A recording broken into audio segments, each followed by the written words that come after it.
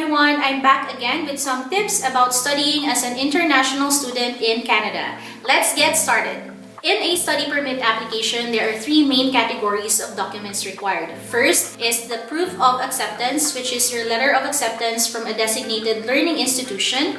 Next is the proof of identity, which is your passport and other identification documents. And lastly, the proof of financial support, or others also call it as the proof of funds.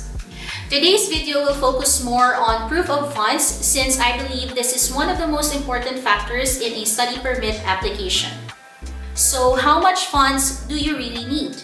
Based on the IRCC website, you must prove that you can support yourself and any family member that will come with you while you are in Canada.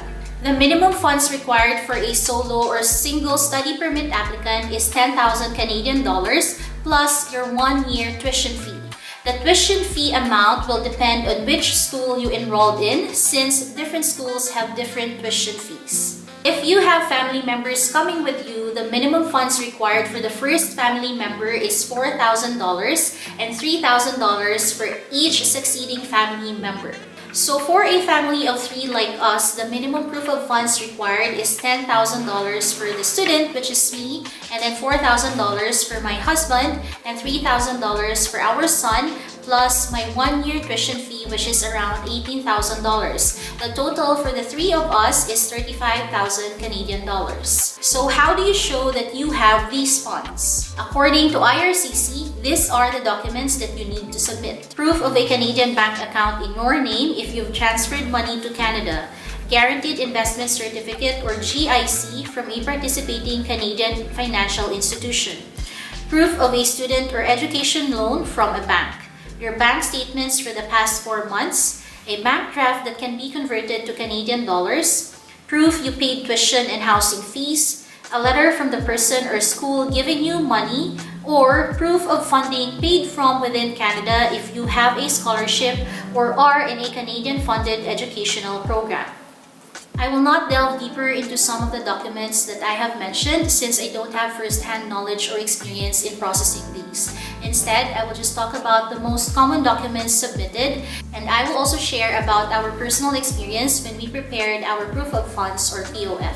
So if you don't have a sponsor and you are using your own funds, you have to present or submit your 4 months latest bank statements. On the other hand, if you have a family member, relative, or friend sponsoring your studies in Canada, you have to present their bank statements instead. It would also be wise to attach an affidavit or letter of support stating the intention of why this certain person is sponsoring your studies in Canada and also establish your relationship with each other. Of course, if you also have the means to support yourself, even if you have a sponsor, you may also attach or submit your bank statements. Most schools or DLIs would require you to pay a deposit, a seat reservation fee, or a partial tuition fee payment. You may also include the receipt if you have paid any of these. In our case, we did not submit bank statements. Instead, we submitted our bank certificates for both our bank accounts in the UAE and in the Philippines. We also attached the bank certificate for our son's savings account in the Philippines. Since we were not able to satisfy IRCC's required document, which is the 4 months latest bank statements, we supported our bank certificates with our pay slips for the past 6 months. We lodged our application in April 2022, so the payslips that we presented were from September 2021 to March 2022. Apart from the payslip, we also submitted our employment certificates with salary details. We did this to let the visa officer know that the funds came from a legitimate source, which is our employment income in the UAE. Since I already paid a tuition fee deposit to my chosen school or DLI, I also attached the official receipt that I received from them. So our proof of financial support documents included the following: bank certificate for my account in the UAE, bank certificate for my husband's account in the UAE, bank certificate for our joint bank account in the Philippines, and bank certificate for our son's savings account in the Philippines. Also, we have included our tuition fee deposit receipt, our employment certificates with salary details, and our pay stubs for the past 6 months.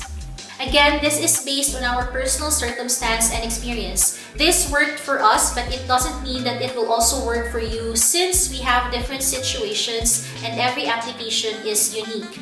Proof of funds or POF is just one aspect of your application that the visa officer will evaluate. The onus is on you to present your case and prove your genuine intention of studying in Canada and how you will support yourself and any family member that will come with you. Good luck on your applications and hoping for the best for those that have already applied and waiting for the results. That's it for now, guys. I hope you found this video helpful, and if you did, please give this a thumbs up and also consider subscribing and hit that notification bell so you will be updated every time we upload new videos. Thank you for watching. Bye!